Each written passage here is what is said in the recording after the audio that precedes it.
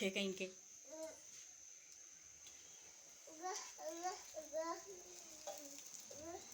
Plate एक और लो रूहान, एक मिनट बेटा, एक मिनट मैं देती हूँ। उधर उधर रखें, इधर रखें। क्यों ख़त्म होंगे वो? देख मैंने इतने धो के रखे हुए हैं टोकरा भर के। चलो अब ब्रेड गरम करने की बात नहीं, अंडे आपको भी देती हूँ माँ सदके। अस्सलामुअलैकुम, वेलकम बैक। कैसे हैं जी आप सब? आई होप आप सब बिल्कुल ठीक होंगे और मैं भी अल्लाह का शुक्र है जी बिल्कुल ठीक हूँ।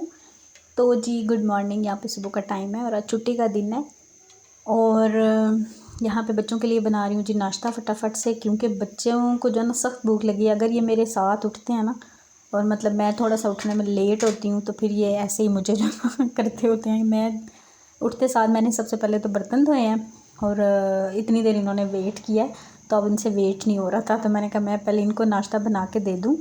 तो ये है कि ये लोग नाश्ता करेंगे, उतनी देर में मेरा जो थोड़ा बहुत किचन का काम है ना, असल में ना किचन का काम रात को जो है ना अक्सर यहाँ पे रह जाता है। मतलब पानी जो है ना वो ख़त्म हो जाता है तो रात को मोटर नहीं चलाते हैं क्योंकि फ़्लैट बहुत ज़्यादा हैं।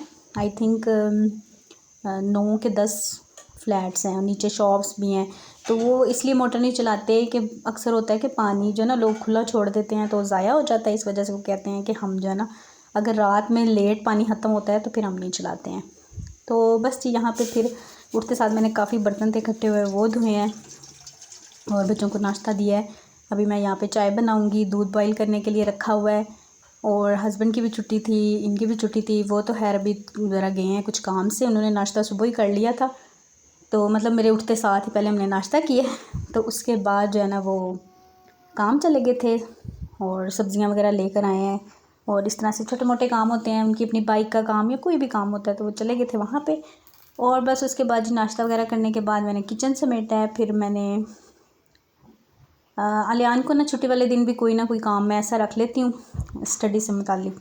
मतलब मुझे लगे कि पूरे वीक में इसकी ये कमज़ोर था या इसका कोई टेस्ट है जो सही नहीं हुआ तो मैं फिर इस दिन इसको रिवाइज़ कराने के लिए बैठा देती हूँ। तो वो बैठ के पढ़ रहा है और अलियान और सॉरी रूहान जो है वो देखें उसके साथ बैठा हुआ है। तो बस मैंने फटाफट से झाड़ू लगाई, डस्टिंग की और उसके बाद अभी मैं इस तरह कर रही हूँ मोप। और मोप जो है ना वो मैं गर्म पानी का हमेशा, चाहे गर्मी है चाहे सर्दी है, मैं गर्म पानी से ही मोप लगाती हूँ। इस तरह से बड़ा अच्छा जो है ना फ़र्श साफ़ होता है। और फ़िनाइल जो है वो मैं ज़रूर डालती हूँ, और कोई चीज़ हो या ना हो फ़िनाइल जो है ना मैं ज़रूर डालती हूँ, तसल्ली हो जाती है मुझे ज़रा सफाई करके। तो बस इस तरह से यहाँ से मैं कारपेट को थोड़ा सा हटा देती हूँ। कारपेट के ऊपर से वो जो बांस की झाड़ू होती है ना वो लगाती हूँ और बाकी सारी फूल झाड़ू लगा के तो यहाँ पे मैं जो है वो मोप कर देती हूँ। ये फ़र्श जो है वो धुल नहीं सकता क्योंकि पानी निकलने का मतलब कोई रास्ता नहीं है, बाहर को जाएगा सीढ़ियों की तरफ तो फिर वो काम बढ़ता है। वरना अक्सर होता है कि अक्सर घरों में मुझे ये था कि मैं फ़र्श धो भी लेती थी, मतलब 10 दिन बाद 15 दिन बाद लेकिन यहाँ पे चूँकि ऐसी सहूलत नहीं है तो मुझे फिर मोप तकरीबन मैं 2 से 3 दफ़ा जो है ना वो अच्छे से लगा देती हूँ। और ये वाली डस्टबिन जो है ना इसका ढक्कन जो वो टूट गया था तो इसको मैंने लगा लिया जी इस काम के लिए। ढक्कन इसका टूटा था, मैंने आपको दिखाया था जब ओले पड़े थे ना, तो ये बाहर बैल्कनी में रखी हुई थी तो वहाँ पे टूट गया। तो बहरहाल जी उसके बाद मैंने इनको जो है ना थोड़ी देर देखा लियान को, फिर उसके बाद मैंने कहा डस्टिंग नहीं की है इन छोटी छोटी चीज़ों की, तो ये वाली डस्टिंग कर रही हूँ। वैसे मैंने ओवरऑल डस्टिंग कर दी है, सिर्फ ये जो ड्रेसिंग के ऊपर चीज़ें पड़ी होती हैं इनकी डस्टिंग नहीं हुई थी, तो बस फिर मैंने कर दी। और यहाँ पे रूहान को भी मैंने चेंज करवा दिया है और बस अलियान का जो है ना थोड़ा सा काम रह गया है। और मैं ब्लॉग जो है मेरा इस दफ़ा फिर लेट हुआ है, एक्चुअली मेरी अपनी तबीयत जो है ना वो ठीक नहीं थी, मुझे पता नहीं क्या वॉमिटिंग चक्कर ऐसे जो है ना वो हुआ है, तबीयत थोड़ी सी समझ से बाहर हुई हुई थी। तो आज जो है जब मैं ब्लॉग बना रही हूँ ना यहाँ पे कुछ मेरी तबीयत बेहतर थी। और दूसरा ये कि हस्बैंड जो है ना मेरे वो 3-4 दिन से गए हुए हैं जी अब जंग, तो बच्चों को भी जो है ना सारा काम उनको देखना पढ़ाना और रूहान को भी देखना वो सारा मेरे ऊपर है, तो मुझे बिल्कुल टाइम नहीं मिल रहा था।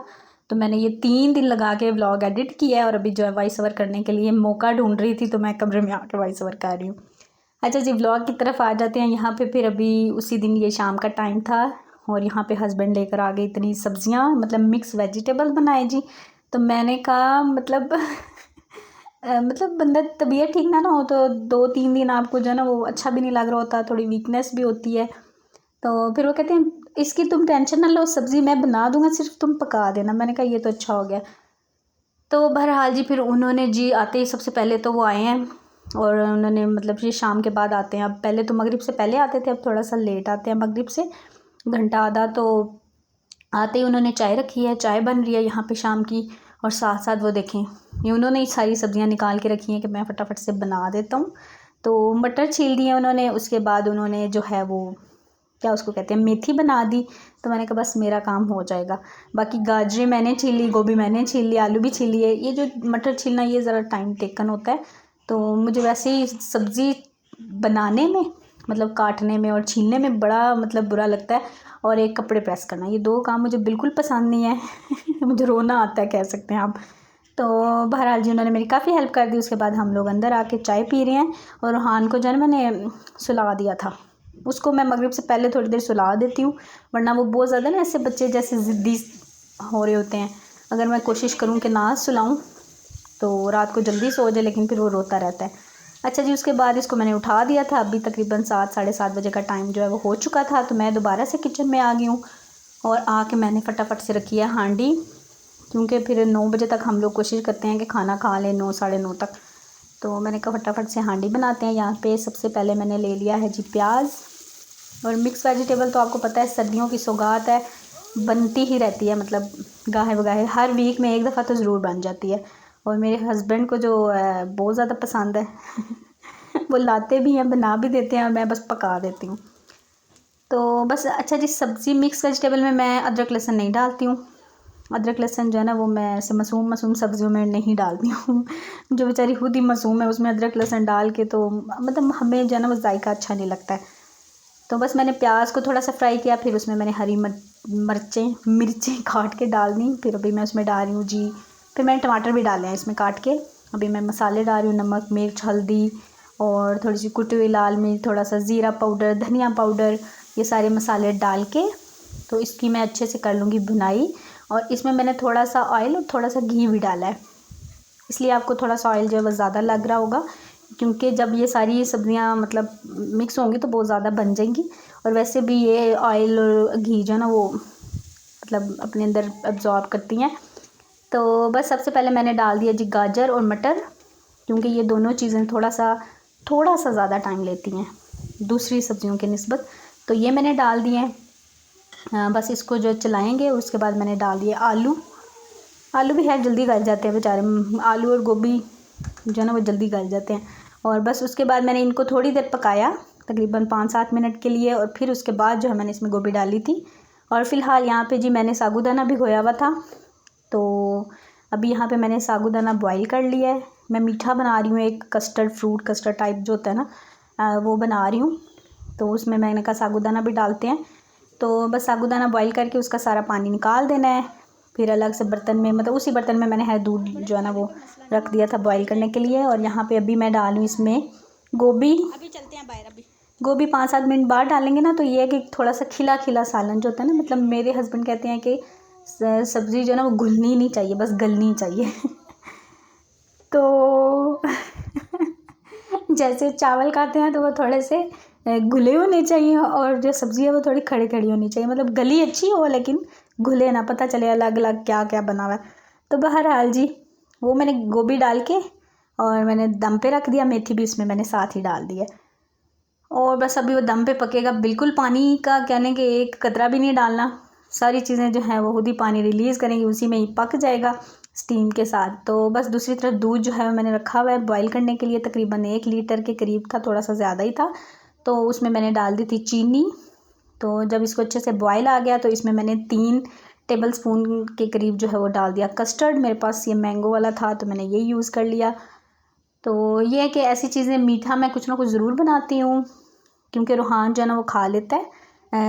जैसे मैंने आपको कई दफ़ा बताया है मतलब बच्चों को होता है ना कि ज़रा पेट भर के कुछ खा लेते हैं। साबूदाना वैसे ही बना लेती हूँ, कभी दलिया बना लेती हूँ, कभी सवैयाँ बना लेती हूँ, इस तरह से डिफरेंट जो भी मुझे समझ में आता है या अवेलेबल होता है वो मैं बना देती हूँ। तो आज जो है ना फ्रूट बहुत ज़्यादा हमारा रखा हुआ था, मैंने कहा इसको ख़त्म करें। चाट बना के हमने कितनी खाई है, लेकिन ख़त्म नहीं हो रहा था, तो मैंने कहा ये ख़राब हो जाएगा। तो मैंने आज सोचा कि चलो ये बना देते हैं, इसमें जो है ना हम फ्रूट डाल देंगे तो ये बच्चे भी खा लेंगे और हम भी खा लेंगे। तो यहाँ पे जी मैंने डाल दिया साबूदाना, ये जो बॉईल किया हुआ है मैंने। अच्छा, कस्टर्ड जो है ना बहुत ज़्यादा इसको नहीं पकाना, क्योंकि गाढ़ा भी नहीं करना है, पकेगा तो पूरा ही, लेकिन ज़्यादा नहीं डालना कि वो थोड़ा सा थिक हो जाए, फिर फ्रूट डालेंगे तो फिर और ज़्यादा वो थिक हो जाएगा। तो मैंने 3 टेबलस्पून के करीब डाला था 1 लीटर दूध में।